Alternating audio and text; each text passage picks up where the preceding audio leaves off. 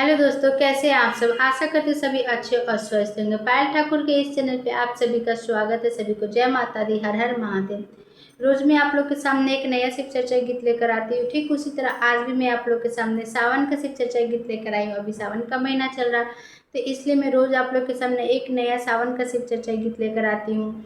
आप लोग मेरे गीत को पूरा सुनिए और पूरा सपोर्ट कीजिए। गीत कैसा लगता है जरूर बताइए। हर हर महादेव लिखना मत भूलिएगा। जो लोग मेरे चैनल पर नए हैं वो मेरे चैनल को सब्सक्राइब कीजिए और गीत को पूरा सुनिए।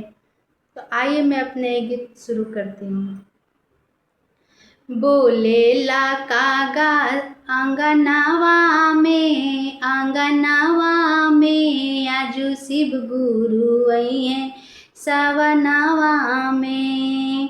बोलेला कागा अंगनवा में आज शिव गुरु आइए सवनवा में। आज शिव गुरु आइए सवनवा में। बोलेला कागा अंगनवा में आज शिव गुरु आइए सवनवा में। आज शिव गुरु आइए सवनवा में। सोने सुराही गंगा जल पानी, सोने सुराही गंगा जल पानी।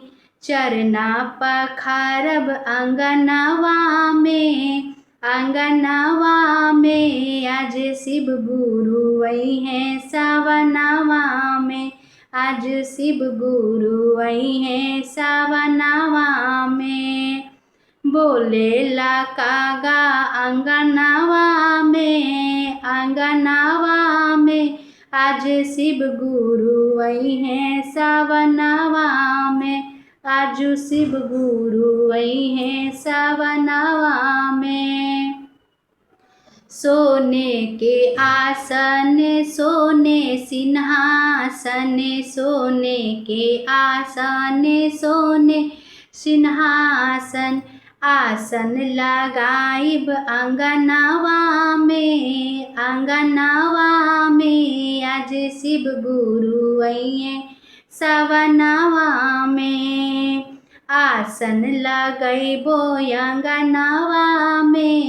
अंगनवा में आज शिव गुरु आइए सवनवा में। बोलेला कागा अंगनवा में आज शिव गुरु आइए सवनवा में। आज शिव गुरु आइए सवनवा में। सोने के थाली छपन रंग मेवा, सोने के थाली छपन रंग मेवा। भोगवा लगैबो अंगनवा में आज शिव गुरु आइए सवनवा में। भोगवा लगैबो अंगनवा में आज शिव गुरु आइए सवनवा में। बोलेला कागा अंगनवा में आज शिव गुरु आइए सवनवा में। आज शिव गुरु आइए सवनवा में। सोने के थाली कपूर के बाती, सोने के थाली कपूर के बाती। आरती उतारब अंगनवा में आज शिव गुरु आइए सवनवा में।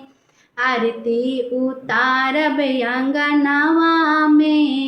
अंगनवा में आज शिव गुरु आइए सवनवा में। बोलेला कागा अंगनवा में आज शिव गुरु आइए सवनवा में। आज शिव गुरु आइए सवनवा में। हर हर महादेव।